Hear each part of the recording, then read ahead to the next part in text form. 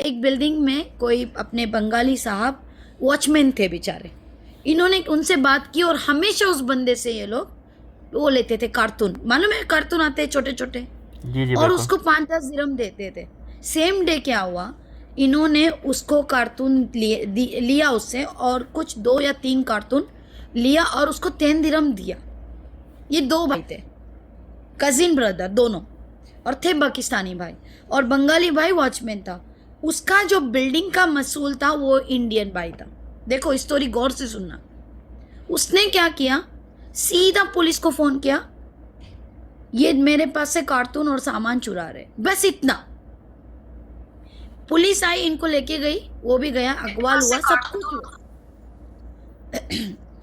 उसके बाद अगवाल हुआ उनका, मतलब उनकी तहकीक हुई पूरी, उनसे वर्ड्स टू वर्ड ली गए, और वो बंगाली कार्टून देता हूँ, मैं खुद मर्जी से पैसे लेता हूँ वो। लेकिन इंडियन भाई क्या बोल रहा है, मैं मसूल है, मैं मसूल है, ये कार्टून इधर से चोरी किया है, ये सीसीटीवी कैमरा है। अच्छा, सीसीटीवी में भी दिख रहा है कि वो लेन देन हो रहा है।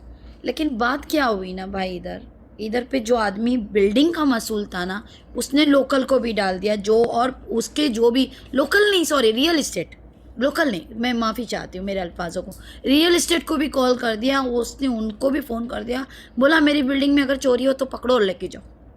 बात क्या हुई, ये सारा मैटर पूरा चला गया नियाबा में, नियाबा में से इनको वो आ गया डिपोटेशन।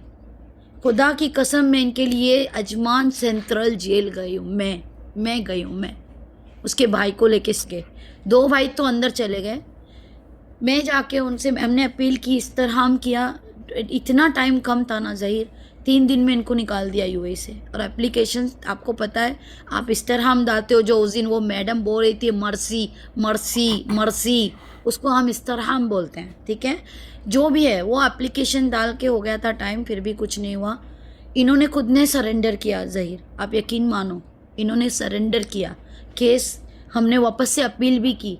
पता है आपको, अंदर का जो जेलर होता है जेल का, आप लोग जेलर बोलते हैं ना, हम लोग नकीब बोलते हैं, पता है उन्होंने क्या बोला, जब मैंने बोला क्या हुआ, तनाजिल भी हो गई, वो इंडियन से मैंने बात की और वो रियल इस्टेट से मैंने बात की, उन लोगों ने स्टैम्प मार के लेटर हेड पे पेपर भी दिया ज़हीर, खुदा की कसम मेरे पास उसका आज भी लिखा है कि लामाना, और हम लोग तनाजिल दे रहा है उसको। उसके बाद भी जब हमने अपलोड किया सिस्टम में, और हम खुद कोर्ट में हम लोगों ने बोला, अपील की, और रिफ्यूज़ हो गई, क्यों, क्योंकि अबू धाबी का करार आ गया,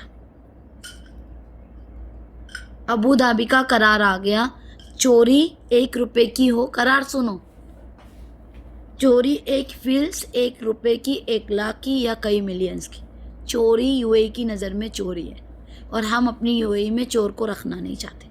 यही मेरे चीज़। ये अल्फाज मैं आपको बता रही हूँ, अल्फाज।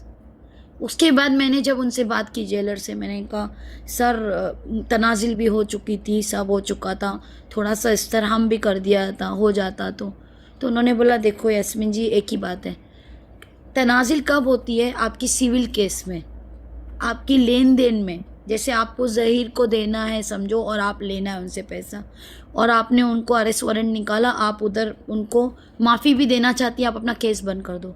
लेकिन पब्लिक प्रोसिक्यूशन के केस में मेन हेड कौन है हमारा, अबू धाबी सही कह सेंट्रल, रहे हैं। और वो है सुप्रीम कोर्ट। अगर वहाँ से आया है तो फिर इसमें कोई भी, यानी जज साहब, अभी मेरे पास और भी केस हैं जिसको मैं आप एक्सप्लेन कर सकती हूँ, लेकिन टाइम बहुत जाएगा।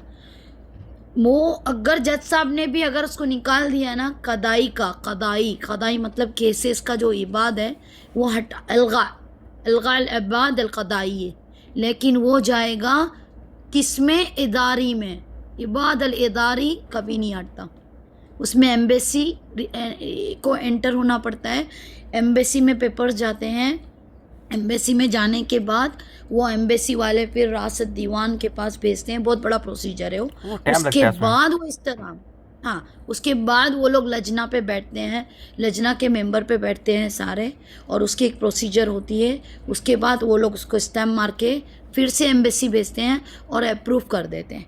क्यों, क्योंकि एम्बेसी उसमें इन्वॉल्व हो रही है, सही।